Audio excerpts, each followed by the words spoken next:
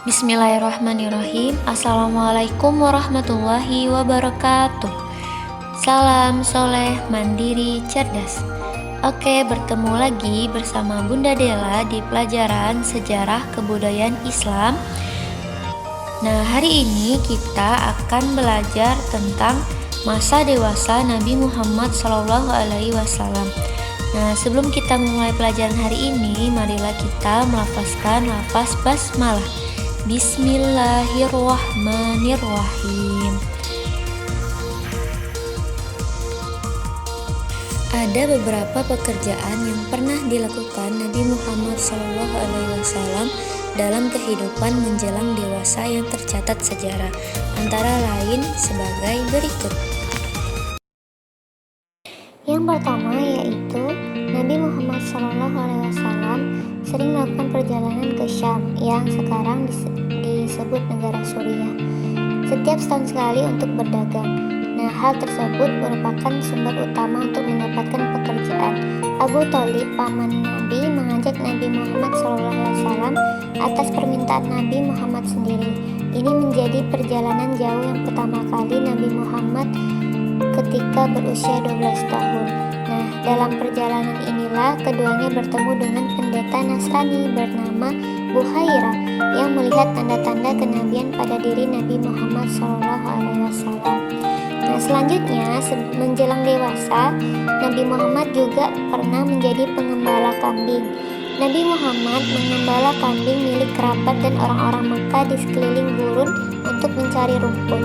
Upah yang diterimanya diberikan kepada pamannya untuk membantu kehidupan keluarga pamannya. Terus selain itu juga Nabi Muhammad juga meninggalkan kebiasaan-kebiasaan buruk dan menghindari semua perilaku buruk yang menjadi tradisi pada masa itu seperti berjudi, minum minuman keras, berkelahi, berkelakuan kasar, dan sebagainya. Selain itu, Nabi Muhammad juga menjelang dewasa pernah menjadi anggota pengurus Hifz al-Fudur.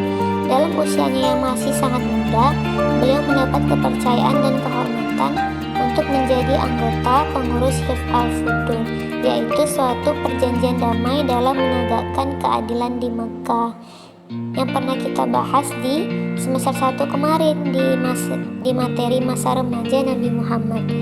Nah, yang terakhir, Nabi Muhammad juga di usianya yang menjelang dewasa berdagang ke negeri Syam.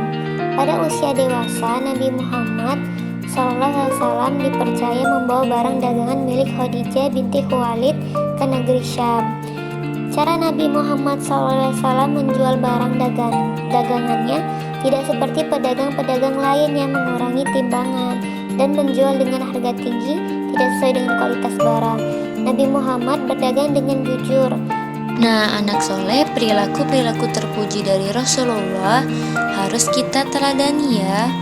Nah, kita lanjut ke sifat-sifat terpuji Nabi Muhammad SAW. Disimak dengan baik-baik dan diteladani sifat baik dari Nabi Muhammad SAW. Dicatat ya. Kepribadian Nabi Muhammad SAW.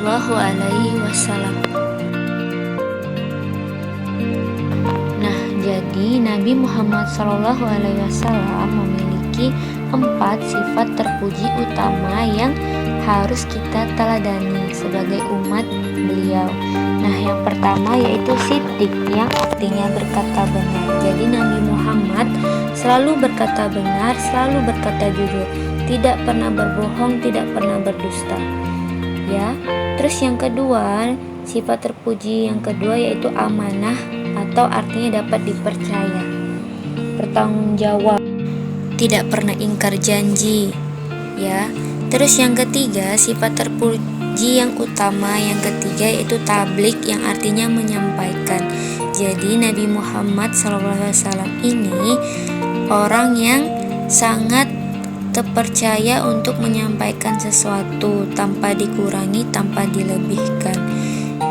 Terus yang keempat yaitu fatona, yang artinya cerdas dan bijaksana. Jadi Nabi Muhammad ini orangnya sangat cerdas, sangat bijaksana, sangat terpuji pokoknya, yang harus kita benar-benar kita teladani sifat-sifat terpuji dari Nabi Muhammad SAW. Nah, oleh masyarakat Arab, Nabi Muhammad ini diberi gelar Al-Amin. Gelar Al-Amin diberikan karena perkataan dan perbuatan Nabi Muhammad senantiasa dapat dipercaya sepanjang hayatnya. Nabi Muhammad tidak pernah berbohong. Bayangkan anak soleh, Nabi Muhammad sepanjang hidupnya itu tidak pernah berbohong sama sekali. Itu harus patut dicontoh oleh kita sebagai umat Nabi Muhammad yang harus selalu berkata jujur, tidak boleh berbohong. Terus, walaupun Nabi Muhammad memiliki kedudukan tinggi dan dihormati oleh masyarakat Mekah, beliau tidak sombong. Terbukti dalam kehidupan sehari-hari beliau bergaul dengan siapa saja, tidak membedakan kaya atau miskin, keturunan bangsawan atau masyarakat biasa. Bahkan terhadap budak-budak atau hamba sahaya pun beliau tidak membedakan. Jadi agama Islam mengajarkan bahwa sesama manusia harus saling tolong-menolong. Orang yang paling mulia di sisi Allah Subhanahu wa taala itu adalah orang yang paling bertakwa. Materi hari ini sampai di sini dulu ya. Kita lanjutkan insya Allah di Selasa depan. Tugas hari ini jangan lupa dikerjakan. Kita akhiri materi pelajaran hari ini dengan mengucapkan lafaz hamdalah. Alhamdulillahirabbil alamin. Oke, Bunda tutup dengan wassalamualaikum warahmatullahi wabarakatuh.